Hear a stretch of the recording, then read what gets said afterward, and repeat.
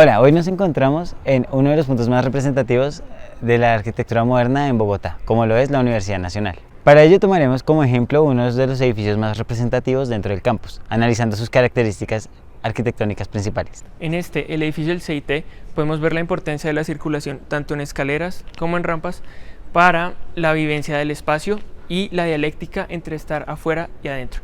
En ese volumen podemos ver cómo el edificio se vuela sobre el espacio, planteando la planta libre de Le Corbusier dentro de los 5 puntos de la arquitectura.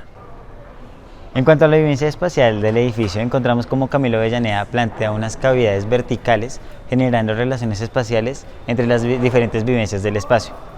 Para eso utiliza materialidades como el vidrio. En cuanto a la circulación, utiliza el acero y para la estructura principal utiliza el hormigón armado.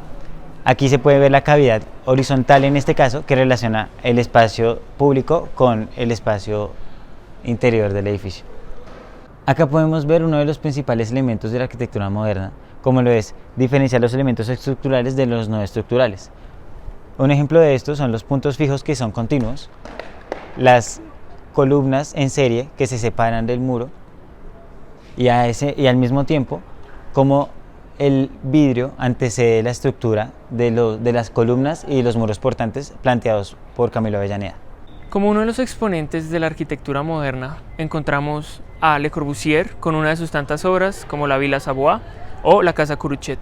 También podemos encontrar a Walter Gropius con la Bauhaus de Dessau y aparte de esto encontramos también a Mies van der Rohe con el Pabellón Barcelona.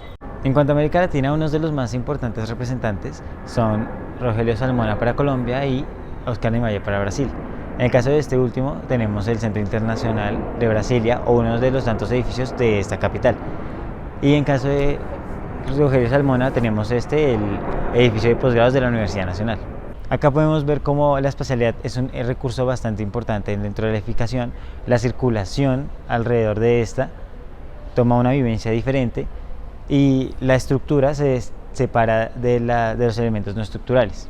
A pesar de que la arquitectura moderna pretende eliminar unas de las características principales del Art Nouveau, como lo son el ornamento y el exceso de detalle, acá podemos ver cómo Rogelio Salmona, por medio de formas puras, realiza la espacialidad dentro del edificio y cómo cada pequeño detalle dentro de la fachada y en los mismos espacios del edificio se fundamenta en la función. En cuanto a la pureza de los espacios, encontramos que los círculos de estos dos y el cuadrado de la zona de estar justifican este vacío.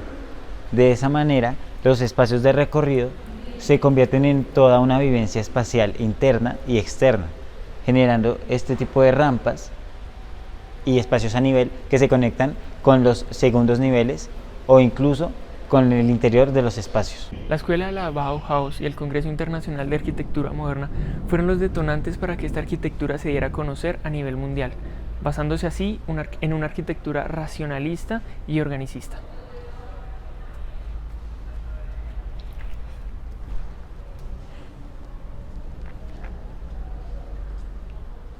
Uno de los presentes más importantes de la arquitectura moderna fueron las ferias universales y la Escuela de Chicago, por el retar la estructura, el uso de nuevos materiales y dejar de un lado los detalles. Otros de los precedentes del movimiento moderno fueron, en primera instancia, el Arts and Crafts y en segunda, el movimiento del Art Nouveau. En esta primera, podemos evidenciar las bases del urbanismo moderno a partir de las utopías socialistas y en este último, se evidencia ese cambio, esa transición que existe entre movimientos con dos arquitectos muy representativos, como lo son Henry van der Wedel y Joseph Hoffmann. Cuando se habla de arte, se piensa en subjetividad, pero en este caso encontramos que existen factores que se dividen de esta subjetividad respondiendo a verdades concretas, como lo son la estructura, las formas puras y la espacialidad. En conclusión, podemos ver cómo los movimientos y corrientes artísticas se complementan entre sí, entendiendo de esta manera que el movimiento de la Bauhaus no se hubiese desarrollado de la forma que se dio de no haber sido por el Art Nouveau o el movimiento modernista. Teniendo en cuenta el análisis de cómo los movimientos se complementan y de lo no subjetivo, ¿de qué manera el movimiento moderno afecta o influye en el movimiento contemporáneo y en qué lugar e instancia se da este cambio? De los edificios ya analizados, podemos interpretar que esta arquitectura responde de una manera coherente a las necesidades, al circular y al habitar dentro de una edificación. Ahora cabe resaltar y preguntarnos, ¿es este el movimiento que mejor responde a la esencia de la arquitectura?